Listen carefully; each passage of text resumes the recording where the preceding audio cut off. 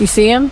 He's got glasses on that are shining. He's got on a baseball cap. Turn on the light! Turn on the light! Oh my gosh! Okay, what's going on? It's acting like there's someone over there, but I don't see anything. If there is someone over there, I wouldn't sneak around.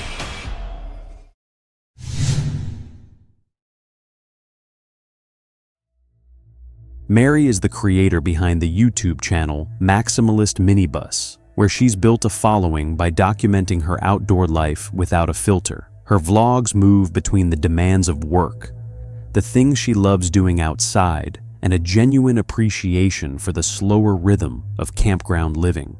On the evening of September 10th, 2025, what started as a small act of personal productivity, finally getting around to setting up a trail camera she'd been putting off, ended with her discovering something deeply unsettling. By her own admission, Mary is a procrastinator. The solar-powered trail camera had been sitting unused for over a year, always waiting on the right SD card, the right moment, the right push to actually do it.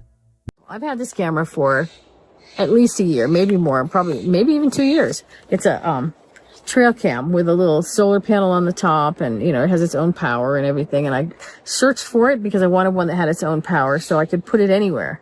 Didn't have to worry about whether I have power there. And it has the solar panel, and then it also has inside this little door, it has battery backup. You're supposed to put batteries in it, which I haven't done yet. Surprise, surprise.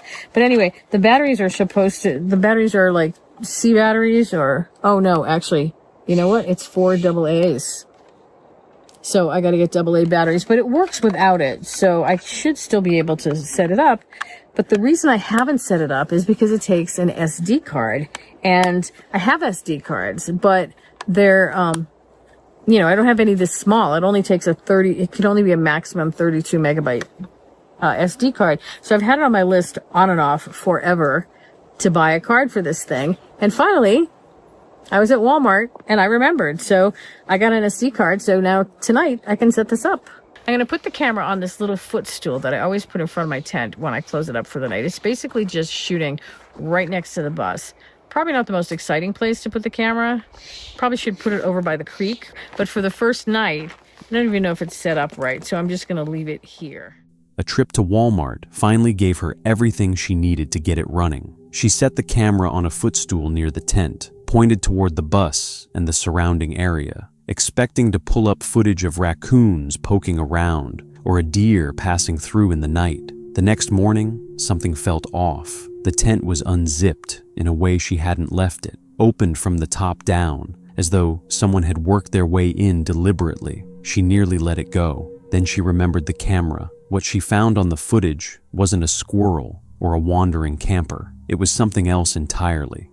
In the first part, it shot at like 8:30, and it just got like some campers walking to the restroom, but then nothing until 2:30. And then at 2:30, you should see these headlights. So it looks like the car's coming from around, like maybe either somebody drove in and they're turning around right now, or I don't know. Or I don't think it's a camper, but so the headlights come this way, and then it's a pickup truck that goes by. I don't recognize it. It could belong to a camper, could belong to somebody in the cabins up the road, but I know most of those cars. It's not a vehicle I recognize. Let's start with that. But right after it goes by, keep your eye on this over here. Okay, there he is. You see him? He's got glasses on that are shining. He's got on a baseball cap. It looks like he might have a goatee. And here he comes. He walks across. See, he's got a trash bag, it looks like. And I thought at first he had a backpack on, but you'll see in a minute it's not a backpack.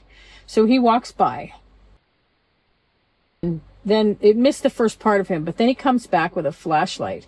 And he's coming around, like I have a table over here with a bunch of stuff on it. He's coming around, probably checking out what's on that table. I think okay, now look, here he comes. Now he's shining the flashlight in through the mesh of the tent, trying to see what's inside the tent. And you can see like his pants are all kind of frayed and everything, but he leaves again. He walks by, and he's going like probably over to the golf cart to see what's in the golf cart, because the golf cart's parked in front of the bus. And then he goes around. I think he must probably go around the bus and come back again, because give it a second, he's going to come back. There he goes, coming back around. for another chance. And this time, he's not going to just look inside the tent. This time, yeah. Give him a second. There he goes. He's coming right to the tent. And look at this. He moves the camera. I mean, he moves the camera. I guess he doesn't know it's a camera, but he moves the steps with the camera so that he can unzip the tent and get inside. And then he's inside the tent for a while. You can hear him plunking around, moving things, stuff like that, moving stuff around. And then the movement stops, so the camera kind of stops recording. At 2:30 in the morning, an unfamiliar pickup truck rolled past. Seconds later, a figure stepped out of the dark. A man wearing a baseball cap and glasses, with what appeared to be a trash bag draped over his shoulders. He moved carefully, shining a flashlight into the tent, going through her belongings, and at one point, repositioning the camera itself to get a clearer look around. He was inside the tent for several minutes, unhurried, methodical. But you can hear him still, but you can't see him. There he goes. Now he comes out. He's got that jug of water, which I think he had going in, but he's got a trash bag, and he's wearing a trash bag. It's not a backpack. But it was pouring rain last night, so I can understand why he'd have something to protect him from the rain. But that's it. That's the whole thing. So I've been looking around trying to figure out what he took, but I can't really find anything. I mean, the most obvious thing would have been this tablet. I mean, I don't leave my laptop in here, so tablet would have been the next best thing. He didn't take it. Then again, it's kind of old school. Maybe he's an electronic snob. I don't know. My printer's here. This is a good printer. He didn't take that. Umbrella lights, solar umbrella lights. Those would probably be good if you were camping or something. Maybe, I don't know. He didn't take them. Ryobi charger would only be good if you had Ryobi tools. Elvis glasses. Yeah, all this stuff is still here. Oh, my hummingbird feeder is still here. He didn't take that. And this is, remember I told you I had a cute squirrel feeder? This is it. It's not assembled yet. Surprise. But I do have a toolbox in here, and it's got a lot of small tools, you know, things that he could have taken either to use or to sell. Things with some value, and he didn't take those either, so I don't know. It doesn't really look like he took anything. So I don't really even know why he was here. When he finally walked away, he took almost nothing. Hand sanitizer, rubbing alcohol, and toilet paper. Basic items. Nothing of any real value. It started to paint a picture. This wasn't a break-in driven by greed. This was most likely someone living out in the woods, getting by on whatever they could find. She was left sitting with two feelings at once, unsettled by the violation of her space, but also, unexpectedly, a quiet empathy. Why hadn't he just knocked and asked? And if he had, would anyone have actually helped him? No real harm came of it. But the uncomfortable truth that lingered was hard to shake. Even out in the stillness of nature, you are never truly by yourself. This is a reminder that while the outdoors can feel like a retreat, it also brings you face to face with things you didn't see coming, some of them harmless, some of them harder to forget. And sometimes it's the most ordinary thing. A procrastinator's trail camera, finally set up after a year, that shows you something you never expected to find. Ava is the creator behind the YouTube channel, Ava Zubeck. She is an adventurer, survivalist, and self-described feral woman known for living in a tent and pushing herself through extreme camping and exploration challenges. On November 13th, 2024, she uploaded a video describing a deeply unsettling encounter with a stranger. Ava often lives and films alone in the wilderness, but during one solo camping night in a remote woodland, something happened that shattered the sense of control she normally relies on. A man that I don't know appeared on my property, and he turned to me and he said, "Oh, finally I found you. I've been looking for you." This is a man that I don't know, that I didn't invite here, that I didn't want here, who came here all on his own to my private property in the mountains where there is no obvious path that leads here. He made his way up the hills and through the freaking forest to find me, uninvited. To find a woman who's camping on her own, on her private property. To find her and do what exactly? I was shocked.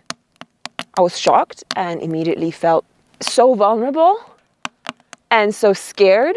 I immediately told him that this is my private property and that I'm not looking for guests. I took my axe and I went inside my tent with Vilk. This is not the first time that something like this has happened. A man she did not recognize suddenly appeared on her private land. Without hesitation, he told her that he had finally found her and had been looking for her. The moment stopped her cold. A surge of fear set in as she realized she had never seen this man before. Yet he clearly knew who she was and had come there intentionally. That realization alone was deeply unsettling. She immediately told him to leave, her instincts warning her that something was wrong. The man lingered for a moment, slowly moving around the area before eventually heading toward the exit. Even after he was no longer visible, Ava could not shake the fear, unsure whether he had truly left or was still somewhere nearby, watching and waiting. It's a really terrifying experience when men that you don't know seek you out and you don't know what their intentions are. I drive over to your friends, just park for the night or somewhere else, go back in the morning to clean up stuff. Yeah, that's probably wise. It's especially earlier than later. It's not fun. It's fucking convenient as fuck.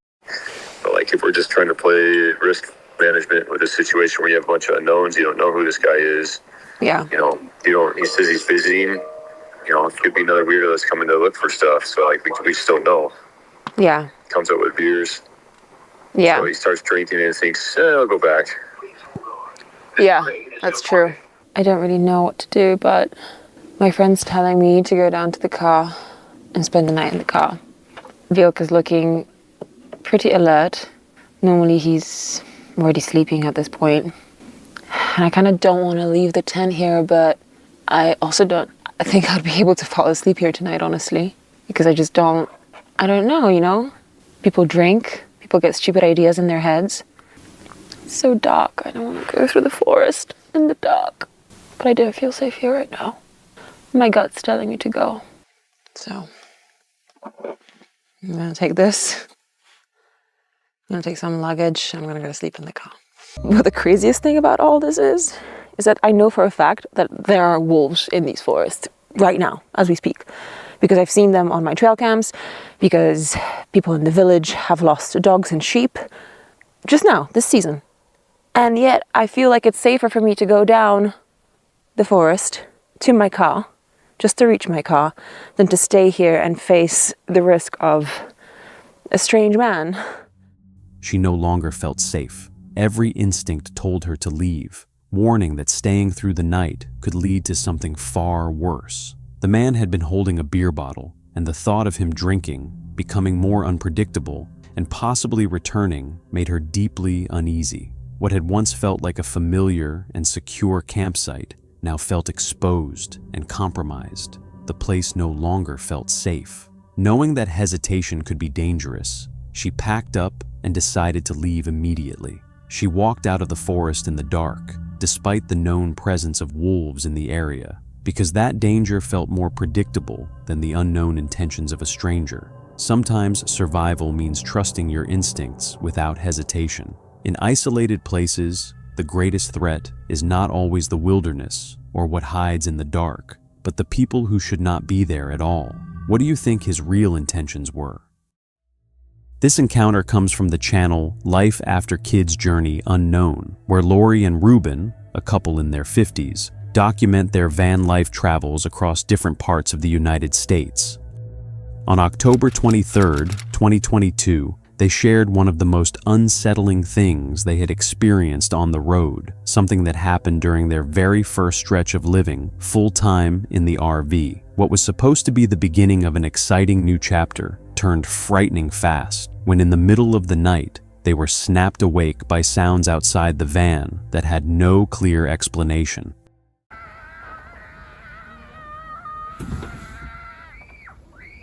What the heck is that? Babe, wake up. What? What's going on? What happened? Don't you hear that screaming? What? Wait, who's screaming? I don't know. What the hell is that? don't know what is going on, babe. Turn on the light! Turn on the light! Oh my gosh! Sorry. Dude, it's like right there. Do you see anybody? No, I don't see anybody. How the hell is that person screaming if we're not even there? I don't know, but it sounds like a kid. The kid just keeps screaming. What the hell? Okay, the kid has been screaming for like about 10 minutes now. Straight. Screaming. I don't know if you can hear them, but it's screaming. We think that it's coming from 2 RVs down that way. Over there, yeah. Yeah.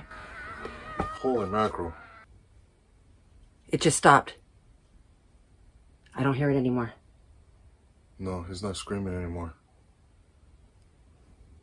What the hell? I don't know, maybe he had a nightmare or something, but I mean, the kid was screaming bloody murder. Like crazy. Like, woke me up, scared the crap out of me. It's like, what time is it? Like freaking 5 o'clock in the morning? It's like 4:30. Oh my gosh. I'm so tired, but holy crap, that kid was screaming. That kid was screaming bloody murder this morning, and I really want to find out what the hell is going on. Yeah, because it was just like screaming for like 15 minutes and then silence. Yeah.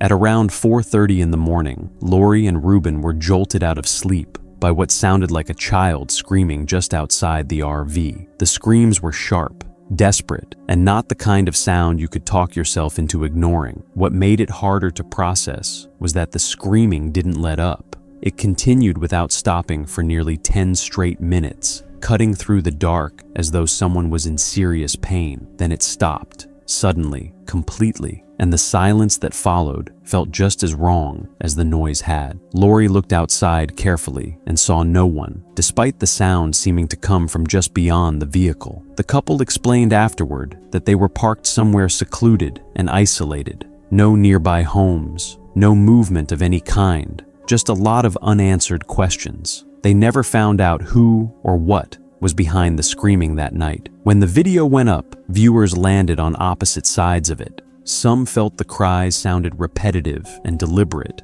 possibly an attempt to draw them outside, and praised Lori and Ruben for staying put with the doors locked. Others felt the screams sounded genuine and argued that if a child was actually in danger, the incident should have been reported to authorities at the time. The debate ran deep, but Lori and Ruben never followed up with any additional information, and the incident was never explained. Whether someone was truly in distress that night, or whether something more deliberate was happening just outside that RV, no one knows. The mystery stayed behind in the dark, where it started, unresolved, unexplained, and not easy to forget. The next video comes from Wandering Wild Thangs, a UK-based outdoor adventure channel where the host documents real wilderness trips, rivers, forests, remote camping spots, always with her dogs in tow. The content covers camp setups, practical outdoor life, and the unpredictable moments that tend to show up when you're out there alone. It is February 25th, 2026, somewhere along a riverside woodland area in the United Kingdom. She drives carefully along a muddy track running beside the water before stopping to look over the campsite with the dogs. The ground is wet and uneven, and broken glass is spread across the area. She starts picking it up before one of the dogs finds it first. Okay, what's going on? She's acting like there's someone over there, but I don't see anything. And Willow is not the barker. Willow doesn't do this. So if Willow's doing this, something's freaking her out. Hey, Willow, it's okay. Olive's not freaked out though.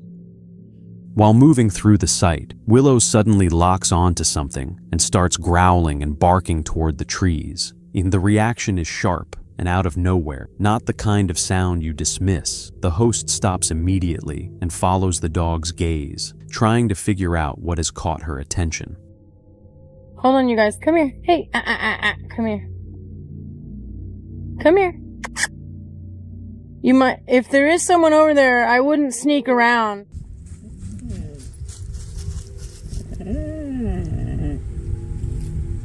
Hey, Willow.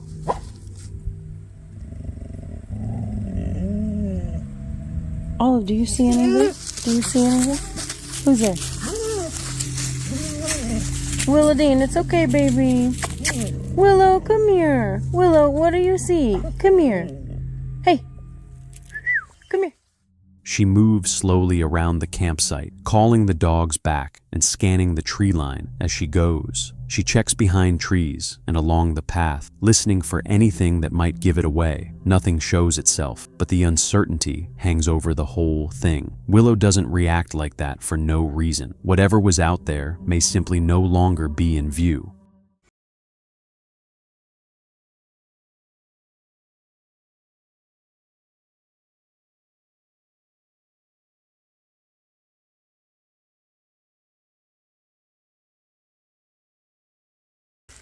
What is it, Will?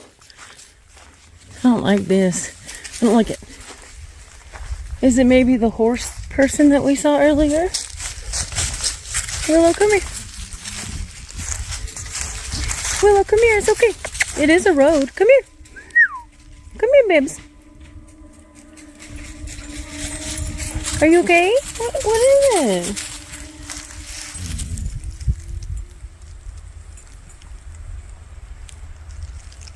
Her hair's not up anymore. Well, it is a little bit.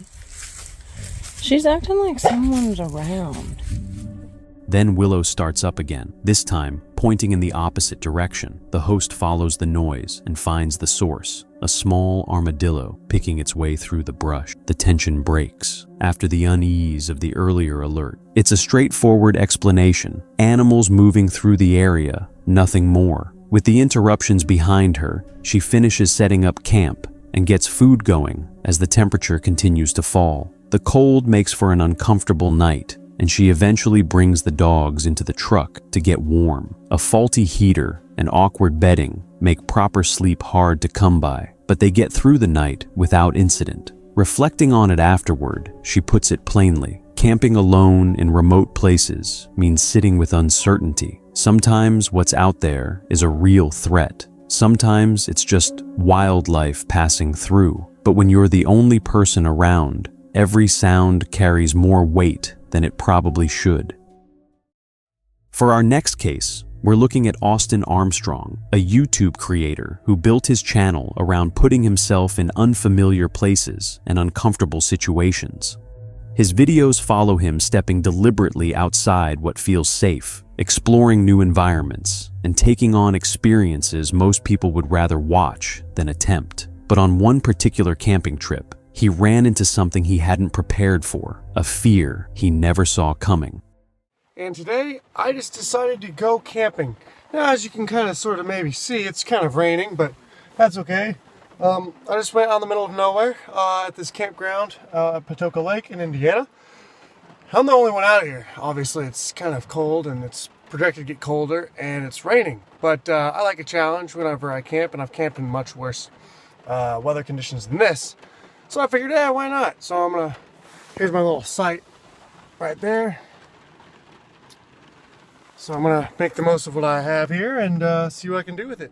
Decided to take a solo camping trip out to Poka Lake, Indiana. The weather was cold and wet going in, but he wasn't deterred. If anything, the rough conditions were part of the point. Even with the rain, here's my tent. I need to figure out how to set a fire in the wetness of what I have here. I moved this table. I'm probably gonna move it over there closer to the tent. So the tent over here is under let me just move. Under some trees. That'll protect it for the rain and stuff. I'm thinking maybe I can move the fire pit over here as well. That's underneath some of these trees. Maybe that'll make it a little bit easier. But as you can see, like, there's nobody here, which is good. That's what I was looking for. Just kind of getting away from everything.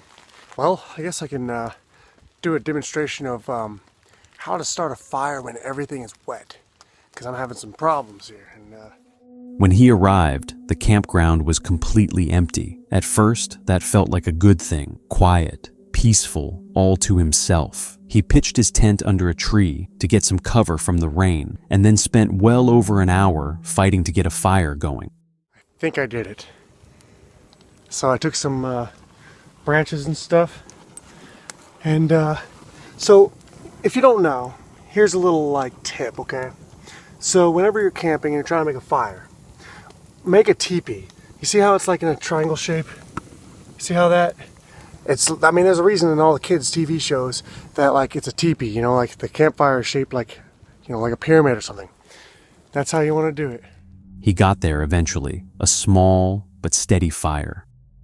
As the darkness came in fully, he realized the fire wouldn't last the night without more wood, and that meant heading back out to find some. It's been about 2 hours now since it stopped raining. I still need to find more wood, so I have my headlamp. I just need to find some bits and pieces just to keep it going.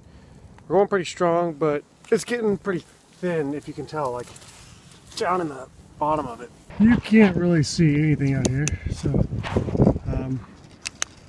yeah, I have this flashlight. It's got a good beam on it. So I found a stack of firewood out this way. Okay, you can kind of see that light right there. So that's an outhouse.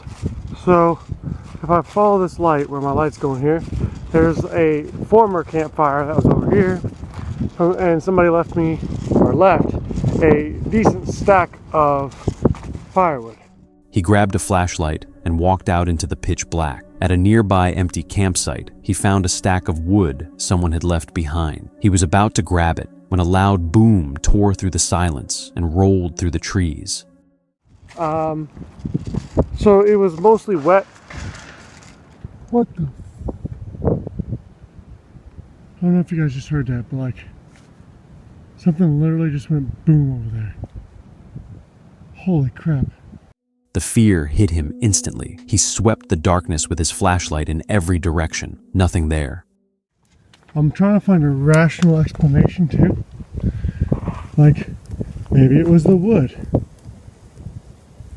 But it doesn't look any different than when I left. And I don't think that this would make that kind of sound. What was that? I hope that showed up like on the camera. Let's see that. Okay, this is better. Come on, surely there's not something out here right now. I would be upset. I would be so upset if there's something out here right now. But that was a very large boom and snap. It sounded like there was something like climbing through something. So it could have been an animal. But I'm praying to God that it was something collapsing in the fire. But it was very, very loud. He tried to work through it, told himself it was probably a log shifting and collapsing in the fire, but he knew that didn't hold up. Whatever that sound was, it was too loud and too sharp for something that simple. So, update. I found out what that crash was earlier. What it was, so I put the sign had fallen down in the middle of the road that said like, safe area, no dogs, no weapons. And so I set it up against one of the tables, like one of the camping tables. So I set it up against that because it was in the middle of the road. And I look over whenever I went out to go to the bathroom or something, and it was laying on the ground. So I was like, wait a minute, that makes sense. It was just a sign the entire time. For a while, he managed to settle on an explanation. A large sign he had propped up earlier had toppled over. That answer brought some relief, but it didn't last. As the rain picked back up and the night stretched on, the unease came creeping back in, regardless. Alright, so here's the update. It's almost 1 a.m. and I bagged out of the tent because it's pouring and I got paranoid as hell. I'm not gonna lie. It's freaky out here by yourself. I'm not gonna lie, it's true. But that's okay. I'm warming up this the vehicle here, kind of charging my phone just in case I need to contact anything. I just figured I would be safer and warmer and better off in this van than in a tent. I don't know. It seems like common sense to me. But I'm still out here, still going strong. I'm trying my hardest to keep going. By 1 a.m., he was done. His own words, paranoid as hell. He left the tent where it was, walked to his van, and locked himself inside. He made it through the rest of the night without incident, but the question that came out of it hasn't gone away. Was that boom really just a sign falling over? Or was that simply the explanation his mind latched onto because it needed one? Whatever actually made that sound out there in the dark, the fact that he never got a real answer is the part that stays with you. When you are genuinely alone out there, you are also genuinely exposed. And sometimes the most unsettling thing isn't what you find. It's something you can't explain. If you enjoyed the video, don't forget to like, subscribe, and check out the other stories on screen for more disturbing encounters caught on camera. Stay safe out there, and remember, the next time you step off the trail, you might not be as alone as you think.